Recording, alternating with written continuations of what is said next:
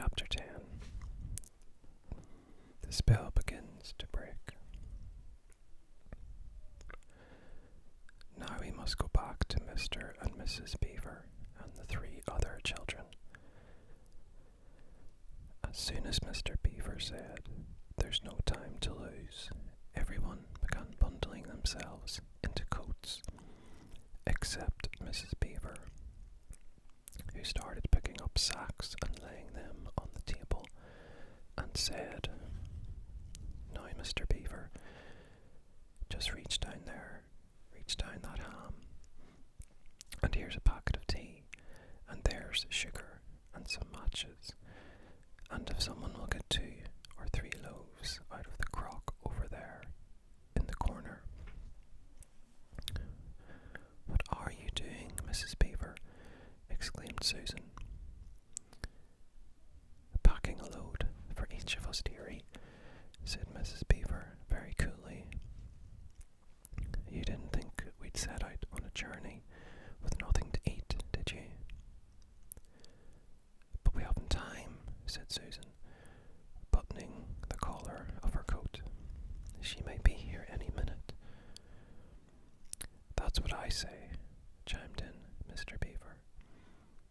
"Get along with all of you," said his wife. "Think it over, Mr. Beaver. She can't be here for a quarter of an hour at least." "But don't we want as big a start as we can possibly get," said Peter, "if we're to reach the stone table before her?" "You've got to remember that, Mrs. Beaver," said Susan. "As soon as she has looked in here and finds we're going, she'll be off at top speed." "That she will," said Mrs. Beaver, "but we can't get there before her whatever we do, for she'll be on a sledge and we'll be walking." "Then we have no hope," said Susan. "Now don't you get fussing, there's a dear," said Mrs. Beaver, "but just get half a dozen clean handkerchiefs out of that drawer. Of course we've got a hope. We can't get there before her, but we can keep under cover and go by ways she won't expect, and perhaps we'll get through."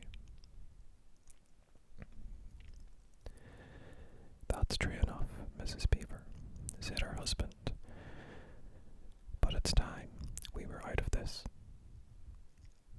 "And don't you start fussing either, Mr. Beaver," said his wife. "There, that's better. There's 4 loads, and the smallest for the smallest of us.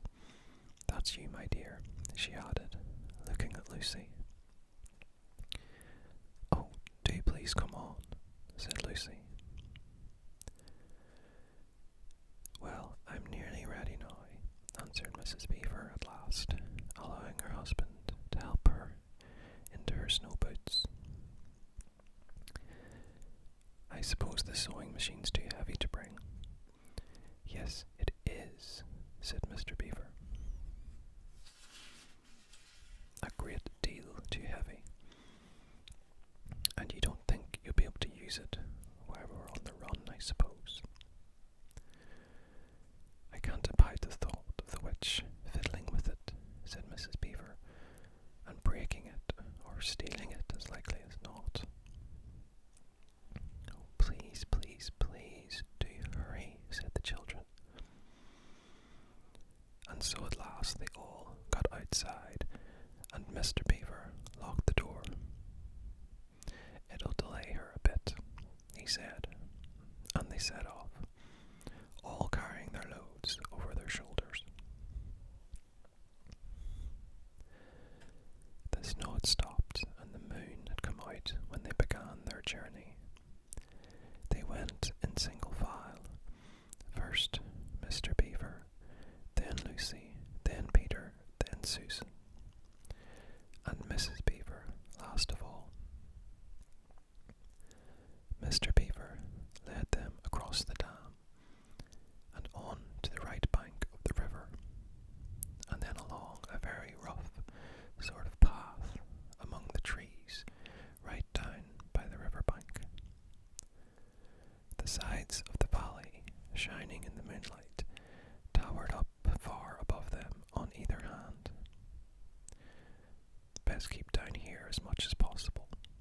said. "She'll have to keep to the top, for you couldn't bring a sledge down here." It would have been a pretty enough scene to look at through a window from a comfortable armchair, and even as things were, Lucy enjoyed it at first. But as they went on walking and walking and walking, and as the sack she was carrying felt heavier and heavier, she began to wonder how she was going to keep up at all. And she stopped looking at the dazzling brightness of the frozen river with all its waterfalls of ice, and at the white masses of the treetops, and the great glaring moon, and the countless stars, and could only watch the little short legs of Mr. Beaver going pad, pad, pad, pad through the snow in front of her, as if they were never going to stop. Then the moon disappeared, and the snow began to fall once more, and at last Lucy was so tired that she was almost asleep and walking at the same time, when suddenly she found that Mr. Beaver had turned away from the riverbank to the right and was leading them steeply uphill into the very thickest bushes. And then as she came fully awake, she found that Mr. Beaver was just vanishing into a little hole in the bank, which had been almost hidden under the bushes until you were quite on top of it. In fact, by the time she realized what was happening, only his short, flat tail was showing. Lucy immediately stooped down and crawled in after him. Then she heard noises of scrambling and puffing and panting behind her, and in a moment all 5 of them were inside.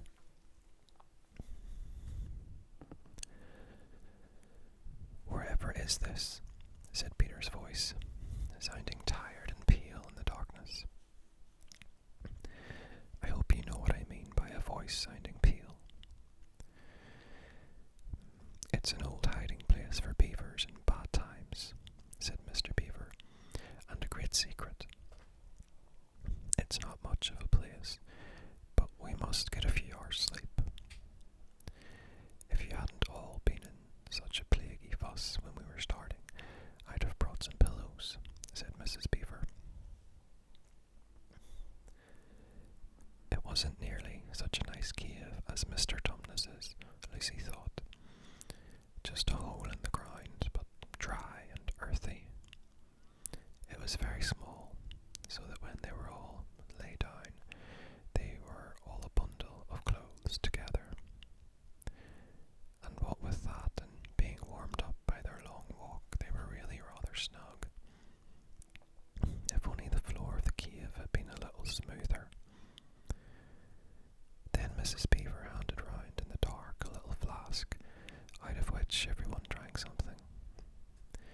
It made one cough and splutter a little and stung the throat, but it also made you feel deliciously warm after you'd swallowed it, and everyone went straight to sleep.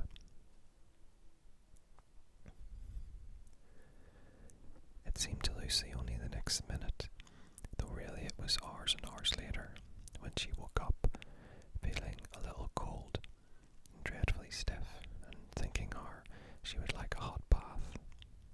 Then she felt a set of long whiskers tickling her cheek and saw the cold daylight coming in through the mouth of the cave. But immediately after that she was very wide awake indeed, and so was everyone else.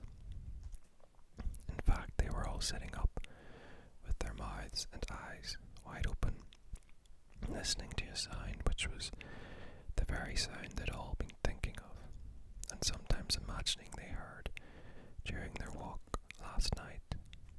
It was a sound of jingling bells. Mr. Beaver was out of the cave like a flash the moment he heard it. Perhaps you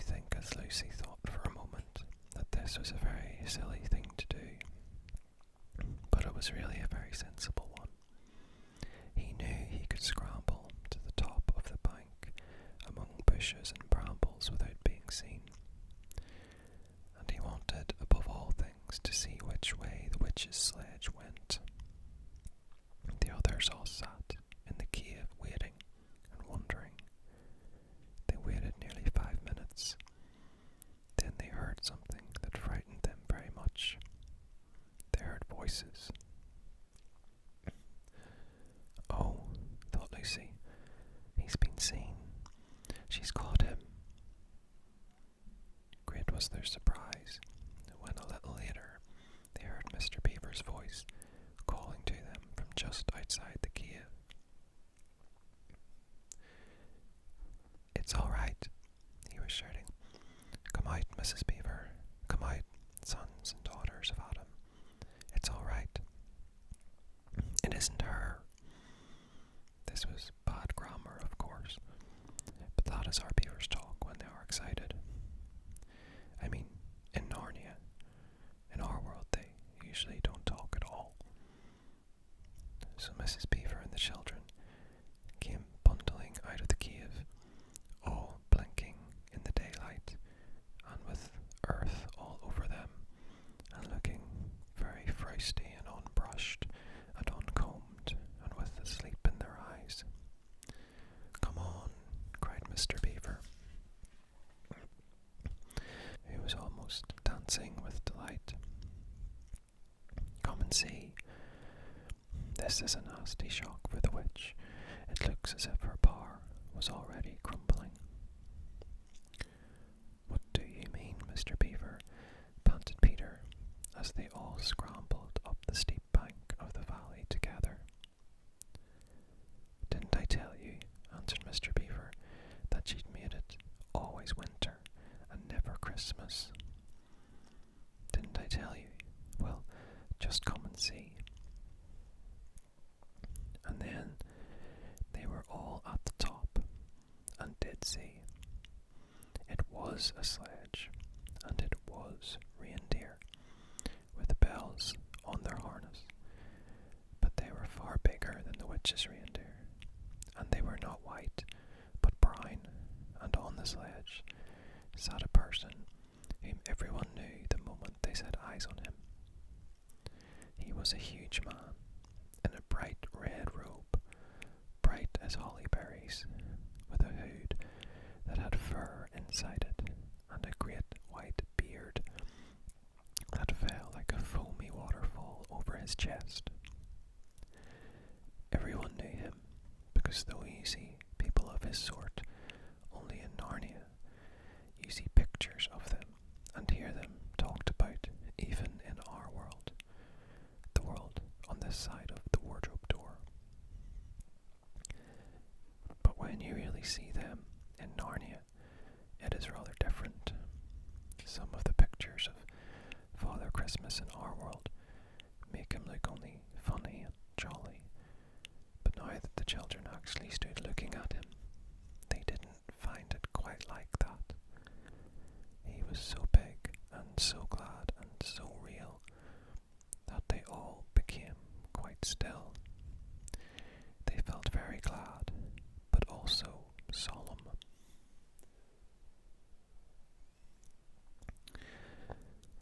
"I've come at last," said he. "She has kept me out for a long time, but I have got in at last. Aslan is on the move. The witch's magic is weakening." And Lucy felt running through her that deep shiver of gladness which you only get if you are being solemn and still. "And now," said Father Christmas, "for your presents. There is a new and better sewing machine for you, Mrs. Beaver. I will drop it in your house as I pass." "If you please, sir," said Mrs. Beaver, making a curtsy. "It's all locked up." "Locks and bolts make no difference to me," said Father Christmas. "And as for you, Mr. Beaver, when you get home, you will find your dam finished and mended, and all the leaks stopped, and a new sluice gate fitted." Mr. Beaver was so pleased that he opened his mouth